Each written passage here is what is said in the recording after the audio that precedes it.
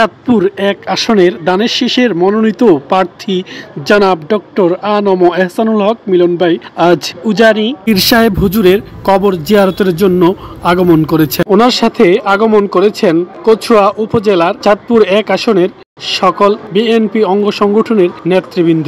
এখানে রয়েছে ছাত্রদল, যুবদল, কৃষক দল, শ্রমিক দল, ওলামা দল এবং অন্যান্য নেতৃবৃন্দরাও তার সাথে আগমন করেছেন।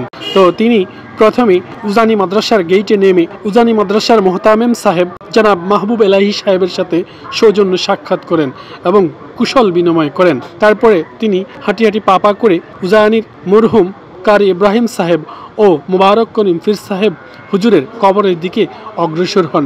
ওনার সাথে উজানি মাদ্রাসার মোহতামিম জনাব মাহবুব এলাহি সাহেব সহ মাদ্রাসার অন্যান্য শিক্ষকবৃন্দ ও ওনার সাথে আগমনকারী মাহবুব ভাই এবং যুবদল নেতা সালাম ভাই আরও অন্যান্য নেতৃবৃন্দ ওনার সাথে সেখানে আগমন করেছেন এবং ওনার সাথে হাঁটি হাঁটি পা করে তিনারা উজানির কারি ইব্রাহিম সাহেব রহমতুল্লাহ আলাই ও মুবারক করিম পীর সাহেব সহ অন্যদের কবর জিয়ারতের দিকে অগ্রসর হন।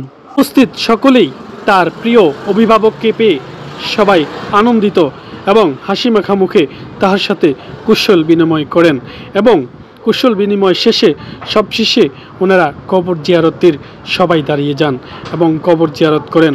সেখানে কবর জিয়ারতে ছিলেন সাবেক শিক্ষা সচিব জনাব আব্দুর রহমান সাহেব এবং উজানি মাদ্রাসার মোহতামিম সহ অন্যান্য শিক্ষকবৃন্দ। তাহার জন্য কায়মন বাক্যে আল্লাহ তাআলার কাছে প্রার্থনা করেন। তো সবাই সবার জন্য দোয়া করবেন। ভিডিওটি ভালো লাগলে শেয়ার করে দিবেন। আমরাও দোয়া করি যে একজন ভালো মানুষকে আল্লাহ তাআলা কচুয়ার খাদেম হিসেবে কবুল করুন। আমিন। আসসালামু আলাইকুম ওয়া রাহমাতুল্লাহি ওয়া বারাকাতুহু।